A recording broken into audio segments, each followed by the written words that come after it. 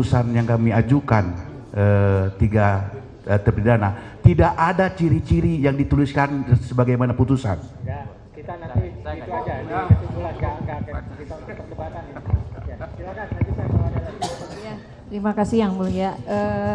Saudara ahli, saya hanya menyimak tadi keterangan ahli bahwa atas adanya laporan seseorang, maka untuk menetapkan tersangka itu harus dilakukan pemanggilan. Apabila itu tidak dilakukan, bagaimana menurut pendapat ahli? Mohon izin Yang Mulia, apa saya tadi berpendapat demikian? Betul, ini saya catat. Saya catat bahwa apabila ada laporan itu harus ada pemanggilan. Tapi jika pemanggilan itu tidak dilakukan, ini perkaranya ada laporan loh, ahli. Nah, ini kan ada laporan. Nah, apabila ada pelapor tapi tidak dilakukan pemanggilan terhadap calon tersangka, itu bagaimana menurut pendapat ahli? Saya catat semua keterangan ahli. Mohon maaf. Jadi mohon maaf jangan diulang-ulang. Oh, saya tadi sudah menjelaskan. Jadi mohon maaf ahli, dijelaskan saja karena saya catat. Oke. Yang mulia. Ulang lagi aja lah. Kadang-kadang kan kita ada waktunya, kita kadang-kadang menoleh atau apa, kadang-kadang kita. Silakan. Ya. Nah. Ini.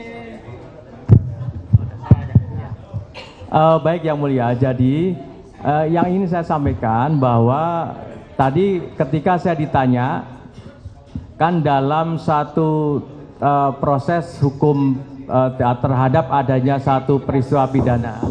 Jangan berisiknya, ini suaranya feedback. Lanjutkan ahli, silakan. Baik, terima kasih Yang Mulia. Jadi yang ingin saya sampaikan Yang Mulia, ketika ada satu proses peristiwa pidana atau tindak pidana, tadi saya mulai dari bahwa tindak pidananya itu bisa saja didahului dengan adanya satu laporan atau tidak didahului dengan laporan. Nah, ketika kemudian ada satu tindak pidana yang kemudian ada kaitannya dengan satu peristiwa pidana sebelumnya yang sudah dilakukan proses hukum, ya, karena peristiwa pidananya itu dilakukan adanya satu delneming atau penyertaan tindak pidana di mana pelakunya lebih dari satu orang, maka proses hukumnya kan bisa saja tidak sekaligus.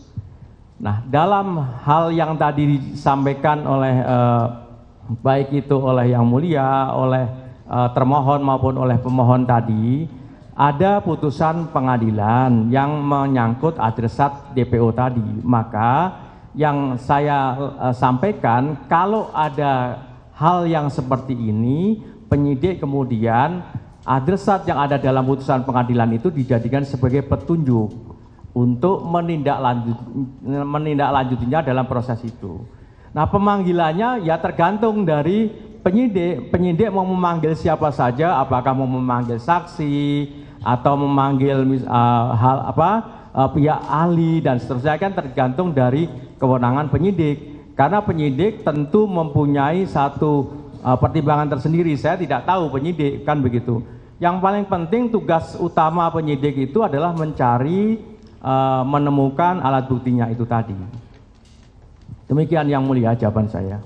Yang ingin saya tanyakan, sah tidak penetapan tersangkanya seperti itu ahli? Kalau tidak ada pemanggilan atas dasar adanya laporan. Baik, mohon izin Yang Mulia, tadi sudah saya sampaikan bahwa penetapan tersangka berdasarkan apa yang ada di dalam KUHP dan juga putusan MK itu, selama mendasarkan pada minimal 2 alat bukti, maka penetapan tersangkanya adalah sah secara hukum. Demikian Yang Mulia. Ya, itu pendapat ahli ya. Iya. Oke, satu lagi. Ini kan tadi ahli mengatakan bahwa DPO sebagai petunjuk. DPO dinyatakan tanggal 15 September